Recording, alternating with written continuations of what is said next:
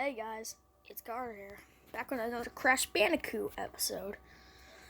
Now, Crash Bandicoot was a really hard game, and I'm going to be talking about the top 10 hardest levels of Crash Bandicoot 4. You can even hear it. Alright, let's start it off.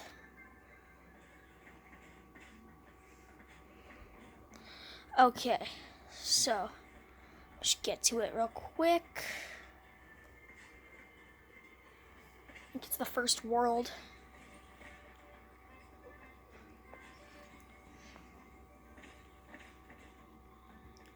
Okay. Alright. For this list, we're taking down every single Crash Bandicoot 4 level with either Crash or Coco. Because Tana, Dingo Down, and Cortex don't count, so let's get to it. Okay, number 10, Crash Compactor. I don't know why, because this is the Hazardous Wastes world in 2084. And Crash Compactor was set up by Dr. Engine. And this level was hard because of those chainsaw guys. They go like that. And after one of them are those spinning death balls that try to kill you, which is incredibly hard. Crash Compactor has an inverted mode, which is even more torture. Alright, next level. Alright, number 9, jetboard jetty. So, Crash 4, this is a boss fight level, part boss fight. Now, this is called jetboard jetty.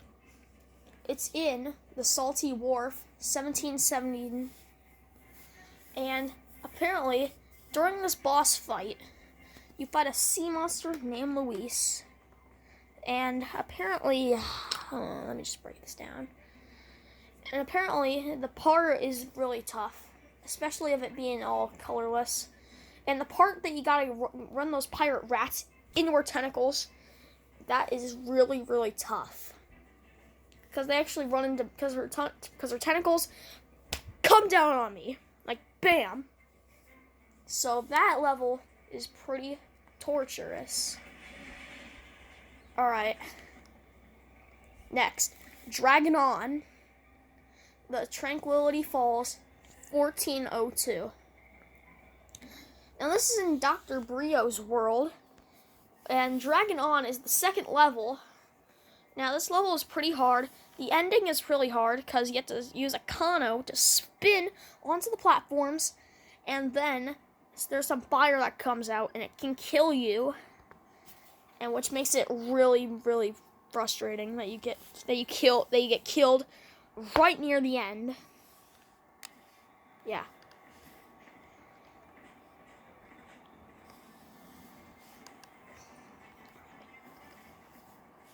Alright. Number 7.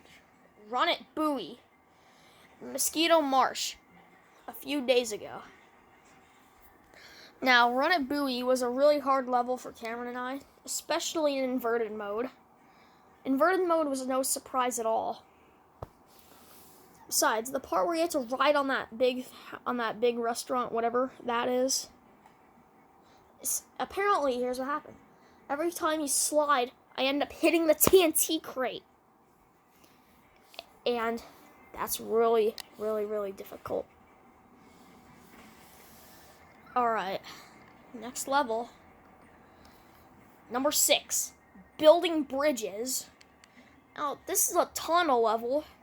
If you don't know who Tana is, she's from Crash 1. She's the person you save from Cortex.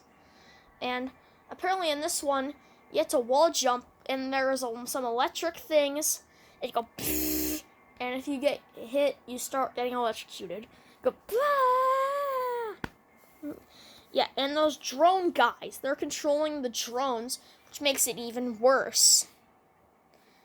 And also, she's the one who made those nitro bricks come out and made us chase Cortex on a polar bear.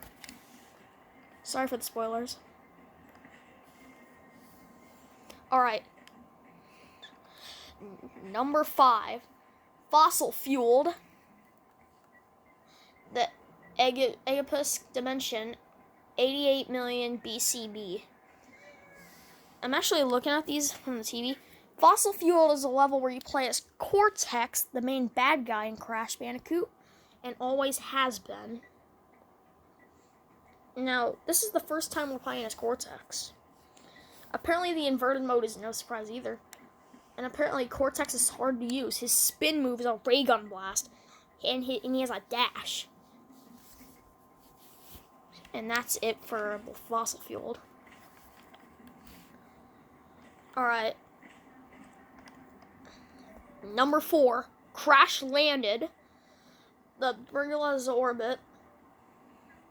Crash Landed was a hard level. This is the Entropy's world, also known as the antagonist. Now, this level is really hard, and I really do not want to try inverted mode. The part that you have to ride a dinosaur onto those platforms, hard as...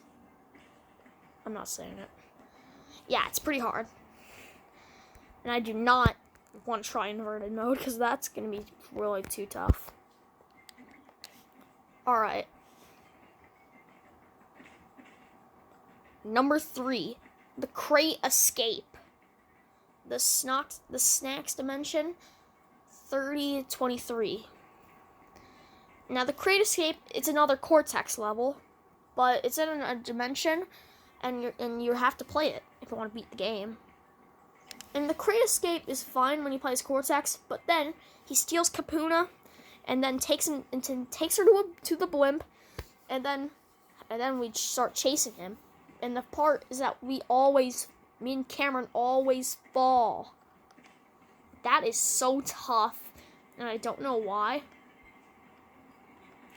Alright, now, number 2, Cortex Castle. Cortex Island, 1996. Cortex Castle was really hard, and Cameron died like 200 times, and I died over 100 times. And I completely lost track of time on this one.